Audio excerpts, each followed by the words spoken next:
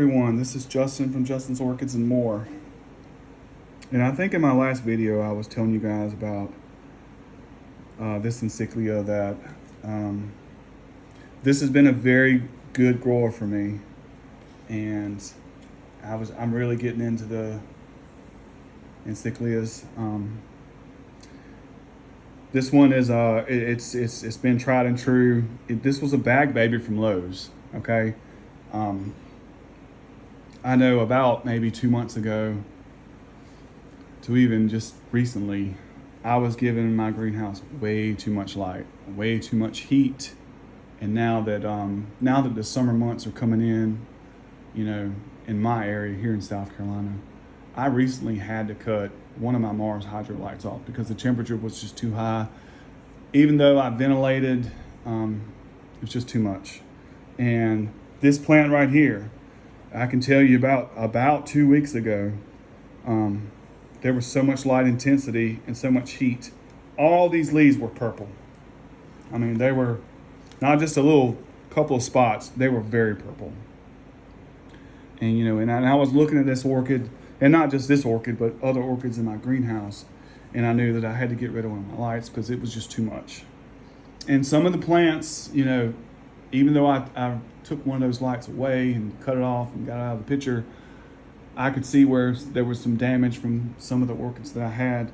But this one right here, it did not show no damage. I did not lose one leaf. And, you know, even right now, I think this plant looks strong. We're gonna look at it. But let's look at the name of the plant, or the cross. This is Encyclia Rio Clarence. And you can see right there, the D flask is 317. And then there's this date right here, 2/8/19. I don't know, maybe that's when it was potted as a bag baby. I don't know, but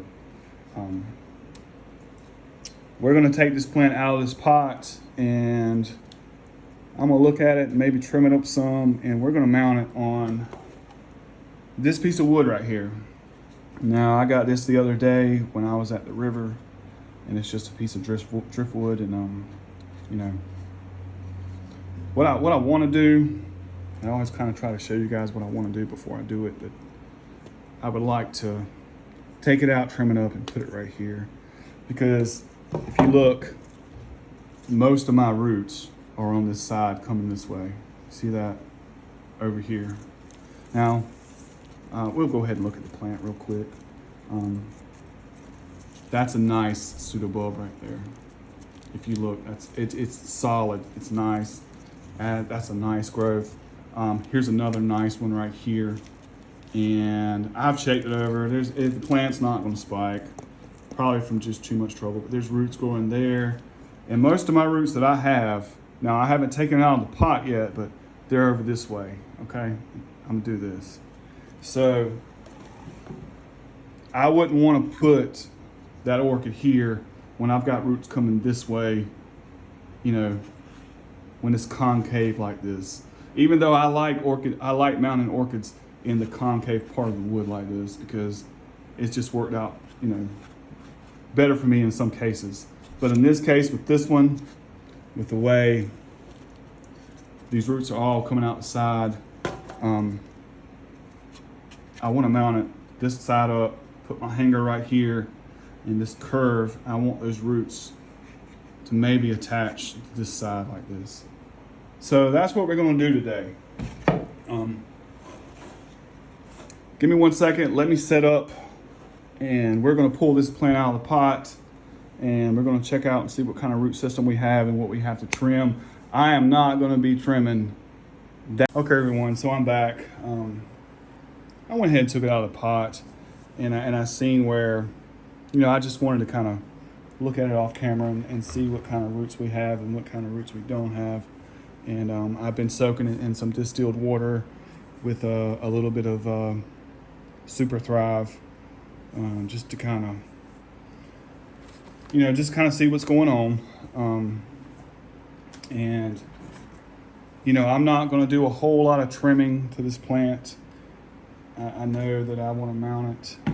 And so, you know, let's just take a look at the orchid real quick. So it's been you know, it's been soaking, and you know, I see where some of these roots are just still attached. Maybe I should probably soak this a little bit longer, but I'm not going to. And we're gonna look.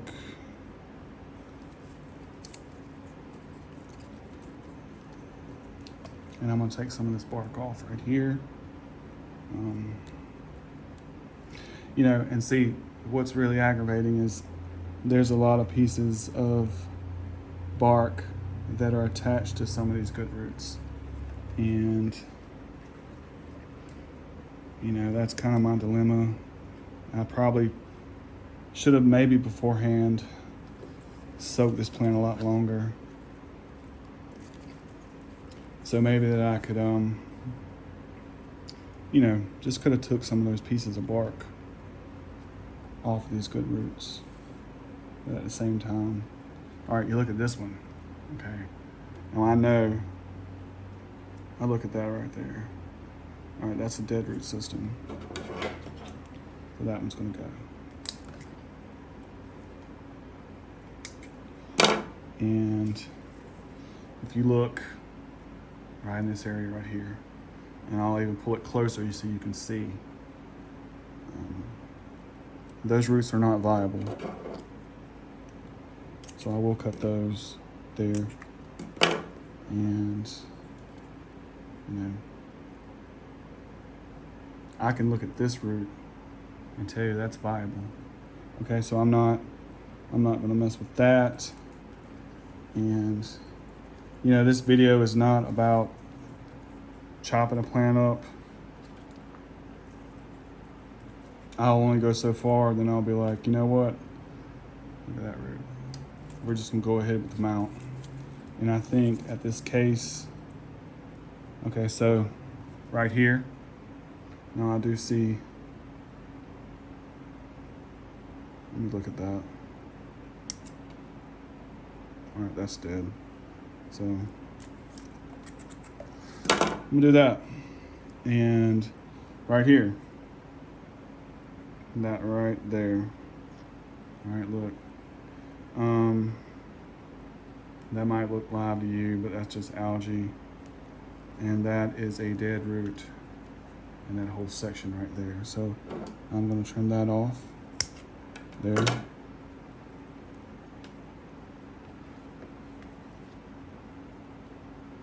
If I was putting this in a pot with Orchid bark, you know, it'd be one thing. But the way I want to repot this, there's another dead root right there. I would say repot this. I'm going to be mounting it, but there's another dead root right there. Let's go around here. As you look right there. Look at that. Look how the root. All right, so this plant's trying to develop a decent root system. Now this little section right here, there, I know that's dead. Let me trim that off right there. Let me get that out of the way. So let's look at the plant, and